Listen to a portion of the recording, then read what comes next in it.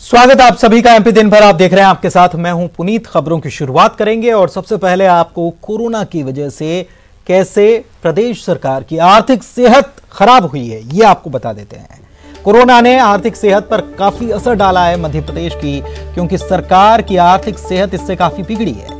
सरकार को मिलने वाले राजस्व में कमी आ गई है। बीते साल की तुलना में इस साल देखा जाए तो 1.50% की कमी दर्ज की गई है। 31 अक्टूबर तक की समीक्षा में ये आंकड़े सामने आए हैं। और वाणिज्य कर की अगर बात की जाए तो 18,775 करोड़ रुपए इससे आई हुई है। और इसी अवधि की तुलना में इसको अगर देखा जाए पिछले साल से इस साल की तुलना की जाए तो 1.50% की कमी है इस अवधि तक। स्टाम्प और पंजीयन की अगर बात की जाए तो 2,948 करोड़ रुपए का संग्रहण हुआ है और बीते साल की तुलना में यह करीब 9.72% यानी 10% के आसपास इसमें कमी आई है। सबसे महत्वपूर्ण जिससे सबसे ज्यादा आय होती है आबकारी विभाग। आबकारी में 4,649 करोड़ रुपए का संग्रहण सरकार को हुआ है, लेकिन ये बीते साल की तुलना में 24.87 यानी 25% के आसपास ये कम है।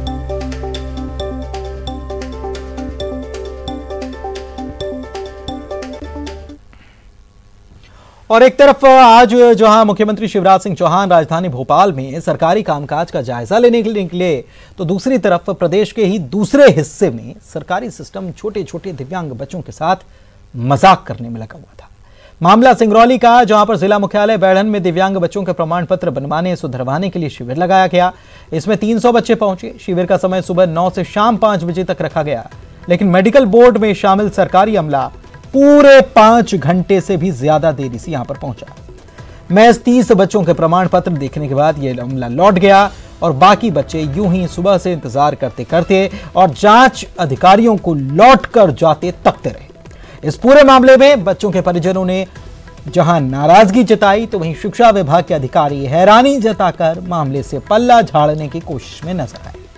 वैसे आत्मनिर्भर मध्य प्रदेश की बातें करने वाले प्रदेश में ये बातें नई नहीं। इससे पहले सतना में भी नसबंदी कराने आई कई सारी महिलाओं को इंजेक्शन दिया गया और नसबंदी उनकी न करते हुए उन्हें घर वापस भेजा गया था।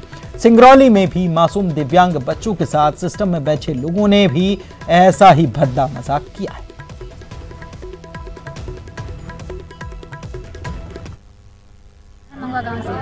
बच्चों को लेकर, लेकिन यहाँ प्रमाणित कुछ भी नहीं बना। क्या बोले यहाँ के लोग, जो अधिकारी थे क्या बोले? यहाँ बोले अभी नहीं बन पाएगा, अगले मंगलवार के यहाँ खाने पहने पीने की व्यवस्था थी? यहाँ खाने पहने कुछ व्यवस्था नहीं है। 2:30 बजे के आसपास जिला मेडिकल बोर्ड की टीम आई है और बताया गया कि 30 बच्चों का ही मेडिकल सर्टिफिकेट बना है। इसके बाद जिला मेडिकल बोर्ड की टीम चली गई। तो हालांकि श्रीमान कलेक्टर महोदय का आदेश प्रातः 9 बजे सभी के लिए निर्देश था कि 9 बजे सभी को आना है, चाहे वो जिला मेडिकल बोर्ड हो, चाहे कोई कर्मचारी अधिकारी जो भी हों इससे रिलेटेड। तो यही रहा है, इसी कारण से कम बन पाया है प्रमाण पत्र। बैढ़न ब्लॉक में आज 213 बच्चे आए थे, रजिस्टर्ड पंजीकृत हुए हैं और 84 बच्चे जो है देवसर ब्लॉक के आए थे। तो इतने टोटल बच्चे थे। इनमें से और कांग्रेस के नवनिर्वाचित विधायक विपिन वानखेड़े का समर्थकों के साथ एक थाने में हंगामे का वीडियो वायरल हो गया। विधायक का टीआई जतन सिंह मंडलोई से विवाद हुआ। दरअसल विधायक ने अपने कार्यकर्ता पर दर्ज हुए मामले से नाराज होकर पुलिस पर बीजेपी की दलाली का आरोप लगाया और नाराजगी जताई। कांग्रेस के बड़ौद ब्लॉक अध्यक्ष प्रेम सिंह तंवर पर विद्युत विभाग के शासकीय कार्य में बाधा डालने पर प्रकरण दर्ज किया गया था। इस मामले को लेकर विधायक थाने पहुंच गए और इस मामले में हंगामा होने के बाद टीआई जतन सिंह मंडलोई ने विधायक विपिन वानखेड़े पर अभद्रता के आरोप लगाए। लगातार द्वेषतापूर्वक पुलिस भारतीय जनता पार्टी की दलाल बनकर काम कर रही है। भारतीय जनता पार्टी के नेताओं के कहने पर दबाव में कांग्रेस के कार्यकर्ताओं को परेशान किया जा रहा है, प्रताड़ित किया जा रहा है, उनके घर की महिलाओं के साथ अभद्र व्यवहार किया जा रहा है। हम इसकी निंदा करते हैं और हम आज थाने पर ये चेतावनी देने के लिए आए थे कि इस प्रकार से अगर आम जनता के ऊपर, महिलाओं के ऊपर अगर ऐसा अभद्र व्यवहार किया जाएगा तो किसी भी कीमत पे कांग्रेस उसको। मध्य प्रदेश में सब्जी किसानों को राहत मिल सकती है। मध्य प्रदेश सरकार सब्जियों का समर्थन मूल्य तय करने की तैयारी में है। मुख्यमंत्री ने इस सिलसिले में अहम बैठक की और अधिकारियों को 2 दिन में मामले की रिपोर्ट बनाने के लिए कहा है। उन्होंने कहा है कि हमारा किसान दिन रात पसीना बहाता है, उत्पादन करता है, लेकिन मुनाफा तो बिचौलिए ले जाते हैं और ऐसी बाजार व्यवस्था बननी चाहिए जिससे कि किसानों को उनकी उपज का सही दाम मिल सके।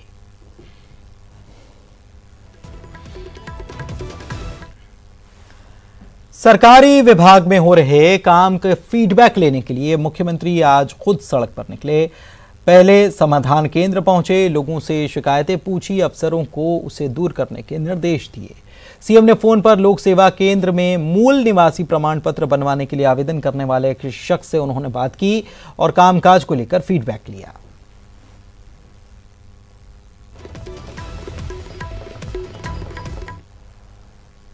सीएम के औचक निरीक्षण पर पूर्व सीएम कमलनाथ ने कहा कि इवेंट छोड़ शिवराज कुछ काम भी करेंगे, तभी जनता को सहूलियतें मिलेंगी। शिवराज जी केवल इवेंट की राजनीति करते हैं कि इलेक्शन करेंगे, पर अगर सड़क पर उतर के आम जनता से बात करें उनको निरीक्षण की आवश्यकता नहीं होगी। दावा कर रहे हैं कि सब कुछ ठीक चल रहा है, वो तो हमेशा दावा करते हैं सब ठीक चलता है। मैं तो कह रहा हूँ निरीक्षण छोड़ें, ये इवेंट और मीडिया छोड़ें, आम जनता से बात करें, उनको सच्चाई पता चले। सुटेबल बॉय वेब सीरीज में अश्लील दृश्यों के प्रसारित होने के मामले में नेटफ्लिक्स के 2 अधिकारियों के खिलाफ एफआईआर दर्ज हो चुकी है। इस मसले पर न्यूज 18 से खास बातचीत करते हुए गृह मंत्री ने कहा है कि वेब सीरीज में अश्लील दृश्यों का फिल्मांकन ठीक नहीं, मैंने अधिकारियों को कार्रवाई के आदेश दिए हैं। मंत्री नरोत्तम मिश्रा के निर्देश के बाद नेटफ्लिक्स के खिलाफ अश्लील दृश्यों के फिल्मांकन के मामले में कार्रवाई की गई है। गृह मंत्री नरोत्तम मिश्रा जी खुद हमारे साथ मौजूद हैं। सर, किस तरीके की कार्रवाई आपके निर्देश के बाद की गई है? मैंने कल कहा था कि जो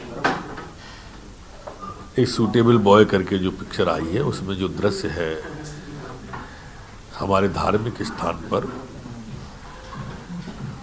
एक चुम्बन का दृश्य है, अलग अलग धर्म के बेटी और बेटे हैं, वो फिल्मा रहे हैं, पीछे राम धुन बज रही है जो अच्छा नहीं है, आपत्तिजनक है। इससे कई लोगों की मुझे फ़ोन भी व्यक्तिगत कई लोगों के आए, कहा कि ये ठीक नहीं है। हमारे गौरव तिवारी ने आवेदन दिया था, ट्वीट भी किया था उन्होंने रीवा में।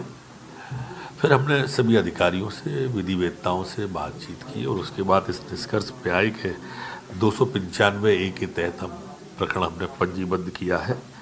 ये मोनिका शेरगिल जी और अंबिका खुराना जी के ऊपर जो इसकी पदाधिकारी हैं दोनों। हमने प्रारंभ किया है, चूंकि अंतर्राष्ट्रीय प्लेटफार्म में जैसा मैंने कहा तो अकेले मध्य प्रदेश से कुछ नहीं होगा, अभी शुरुआत है, देखते हैं आगे क्या होता है। क्या सर, कितनी सख्त कार्रवाई इन लोगों के खिलाफ में हो सकती है? जितनी सख्त हो सकती होगी उतनी सख्त करेंगे, विचार करने दो थोड़ा। तो ये है गृह मंत्री नरोत्तम मिश्रा जिनका साफ तौर पर कहना है कि कार्रवाई की गई है और अगर ज़रूरत पड़ेगी तो इस मामले में जो सूटेबल बॉय वेब सीरीज़ है उसमें जो अश्लील दृश्यों का फिल्मांकन किया गया है उसमें और सख्त कार्रवाई की जा सकती है। कैमरामैन अजय के साथ शरद श्रीवास्तव, न्यूज़ 18 भोपाल। इंदौर में कोरोना संक्रमण बढ़ने और रोजाना 500 से ज्यादा मरीजों के सामने आने के बाद कलेक्टर ने कुछ प्रतिबंधात्मक आदेश जारी कर दिए हैं। इसमें शादी, सांस्कृतिक, धार्मिक आयोजन, इन सब में 250 से ज्यादा लोग शामिल नहीं हो पाएंगे। बारात में अधिकतम 50 लोग ही शामिल हो पाएंगे। हालांकि बैंड बाजे वालों की संख्या इनके अलावा होगी। आयोजन रात 10 बजे तक ही खत्म करना होगा, उसकी समाप्ति हो जाएगी। इसके बाद कैटरिंग, टेंट या आयोजकों को आने जाने की अनुमति तो होगी, लेकिन आयोजन 10 बजे खत्म करना होगा। शव यात्रा, उठावने, जनाजे में भी अधिकतम 50 लोग ही शामिल हो पाएंगे। रात्रि में दुकानें 8 बजे बंद हो जाएंगी, सुबह 6 बजे खुल सकती है। मास्क न पहनने पर 100 रुपए का जुर्माना लगेगा और सभी आयोजकों को कोविड गाइडलाइन का पालन करना होगा।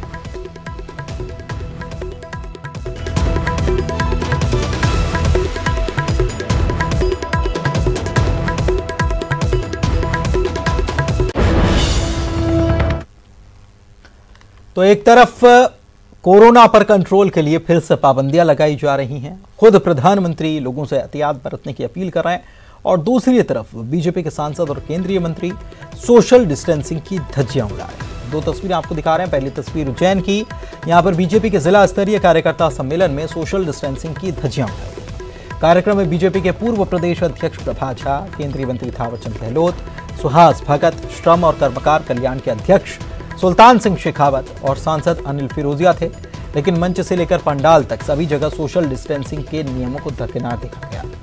इसके अलावा एक और तस्वीर आप देखिए, कल की तस्वीर, इंदौर के देपालपुर में सोशल डिस्टेंसिंग को ताक पर रखकर दीपावली मिलन समारोह का कार्यक्रम किया गया। बीजेपी के सांसद शंकर ललवानी ने हजारों की भीड़ जुटाई। सांसद खुद बिना मास्क के थे और बाद में दलील देते नजर आए कि पता ही नहीं था कि कितने लोग आ जाएंगे।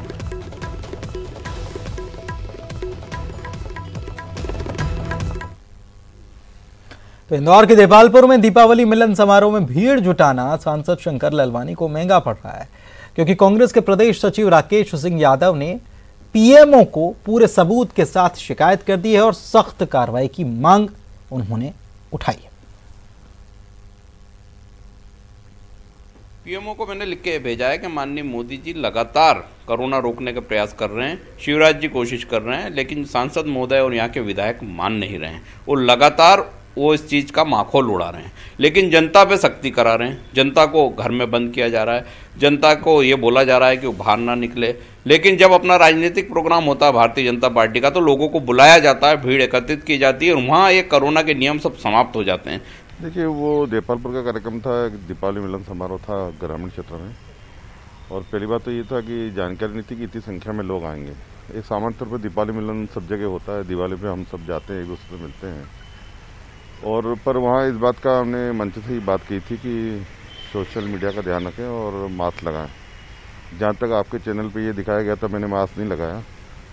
वो मास्क जब मैं भाषण दे रहा था तब नहीं लगाया था, और उस समय मेरे आसपास कोई भी नहीं था, बाकी पूरा समय मैं मास्क लगा के बैठा था। कोरोना गाइडलाइन के जारी होने के बाद इंदौर कलेक्ट्रेट में शादी की परमिशन लेने के लिए भीड़ उमड़ पड़ी। लोग कह रहे हैं कि शादी समारोह में 250 लोगों की अनुमति की बात तो कही गई है, लेकिन इसके पहले ही, ये तो अभी गाइडलाइन आई, इसके पहले ही उन्होंने 400 से 500 कार्ड बांट रखे हैं और कुछ लोगों ने तो 1000 से 1200 मेहमानों का आमंत्रित कर रखा है। और ऐसे में अब लोग असमंजस में हैं कि शादी में किसे बुलाया जाए और किसे न बुलाया जाए। इसके साथ ही डीजे की परमिशन भी लोग चाहते हैं, लेकिन जिला प्रशासन ने डीजे की परमिशन नहीं दी है। हालांकि जिला प्रशासन ने साफ किया है कि शादी समारोह के लिए कोई परमिशन की जरूरत नहीं है, केवल आपको संबंधित थाने में एक सूचना देनी होगी, खबर करनी होगी। इसको लेकर कलेक्ट्रेट पहुंचे लोगों का कहना था कि अचानक गार्डन वालों ने कह दिया है कि आपको अनुमति लेकर आना होगा। उनका यह भी कहना था कि जब हर काम के लिए पेपर में विज्ञापन दे दिया जाता है तो इसे लेकर भी जारी किया जाना चाहिए था, और ऐसे में जब 2 दिन के बाद शादी है तो ये अनुमति का चक्कर उन पर बहुत भारी पड़ रहा है। इतना ही नहीं, लोगों ने ये तक कहा है कि चुनाव में किसी ने सोशल डिस्टेंसिंग का पालन नहीं किया। इधर अपनी शादी में डीजे की परमिशन लेने के लिए देवास का एक दूल्हा भी पहुंचा। उसका भी कहना था कि वो इंदौर में शादी कर ही इसलिए रहा था कि किसी तरह से परेशानी ना आए, लेकिन यहां भी उन्हें परेशान होना पड़ा है।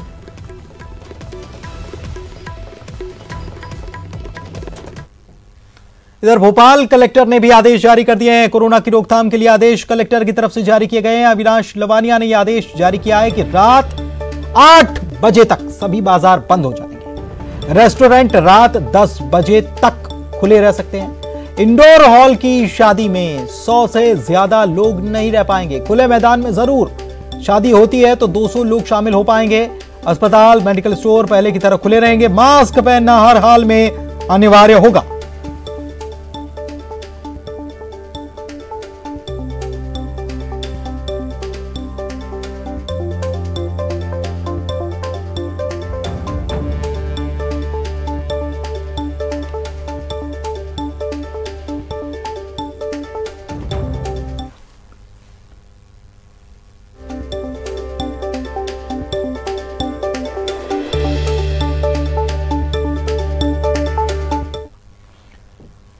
और गाइडलाइंस की बात कर लेते हैं तो जिला प्रशासन की जो नई गाइडलाइन जारी हुई है उसके तहत क्या क्या है, रहेगा क्या नहीं रहेगा, ये समझ लीजिए जरा।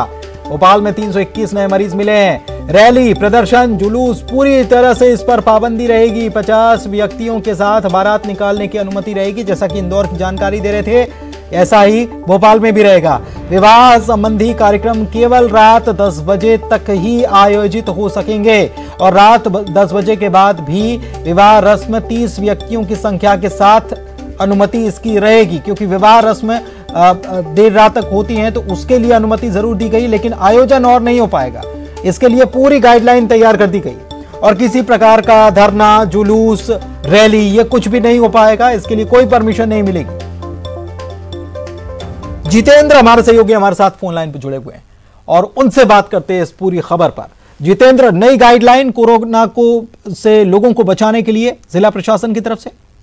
बिल्कुल पुनीत, अगर बात की जाए तो लगातार जिला प्रशासन बिना मास्क लगाने वालों पर चालानी कार्रवाई भी कर रहा है और तकरीबन लाखों रुपए की वसूली दिन भर में की गई है। इसी के तहत अब नई गाइडलाइन जारी हुई, जिसमें अगर बारात आपको निकालनी है सड़कों पर तो 50 से ज्यादा व्यक्तियों के साथ आप बारात नहीं निकाल सकते। उसके अलावा विवाह जो शादी समारोह है वो भी 10 बजे तक ही आयोजित हो सकेंगे।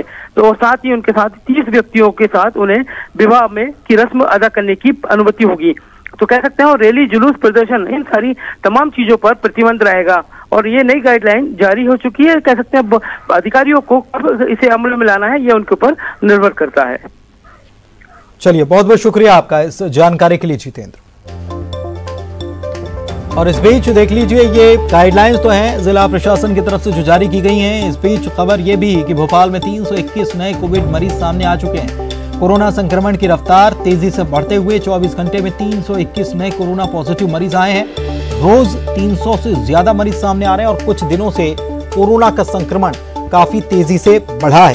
तो ये एक बड़ी महत्वपूर्ण खबर आपको बता रहे हैं। भोपाल में लगातार कोरोना का संक्रमण बढ़ता हुआ और राजधानी भोपाल की अगर बात की जाए तो कोरोना को लेकर राजधानी भोपाल में 321 नए कोविड मरीज सामने आए हैं। कोरोना के संक्रमण की रफ्तार तेजी से बढ़ती हुई 24 घंटे में 321 नए कोरोना पॉजिटिव मरीज सामने आए हैं। 300 से ज्यादा मरीज रोज आ रहे हैं और कुछ दिनों से कोरोना का संक्रमण तेजी से बढ़ा है।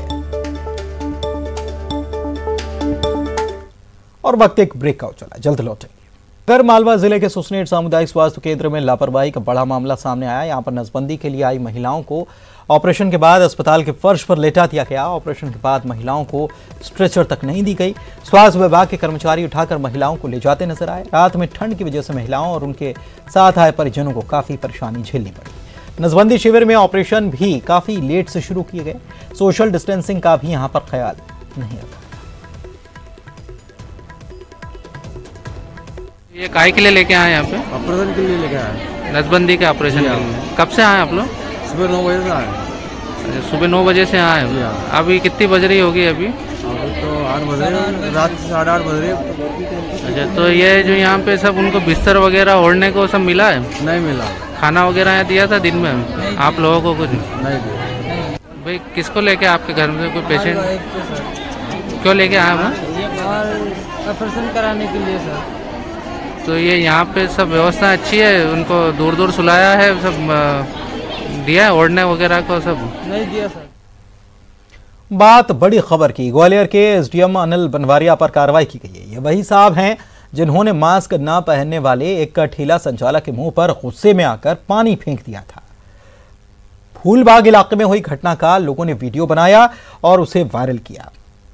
इस मामले को न्यूज 18 पर दिखाए जाने के बाद कलेक्टर ने न केवल इस मामले में एसडीएम को पद से हटाकर जिला मुख्यालय एसडीएम दफ्तर अटैच किया है, बल्कि अनिल बनवारिया से जवाब भी मांगा गया। कलेक्टर ने एसडीएम के इस पूरे कृत्य को शासन की छवि धूमिल करने वाला भी बताया है। आपको बताएं कि इस खबर को आपके अपने चैनल न्यूज 18 ने प्रमुखता से दिखाया कि कैसे झांसी रोड एसडीएम अनिल बनवारिया ने फूलबाग इलाके में कोरोना की गाइडलाइन का पालन करवाने के दौरान ठेला संचालक से सरेआम बदसलूकी की थी।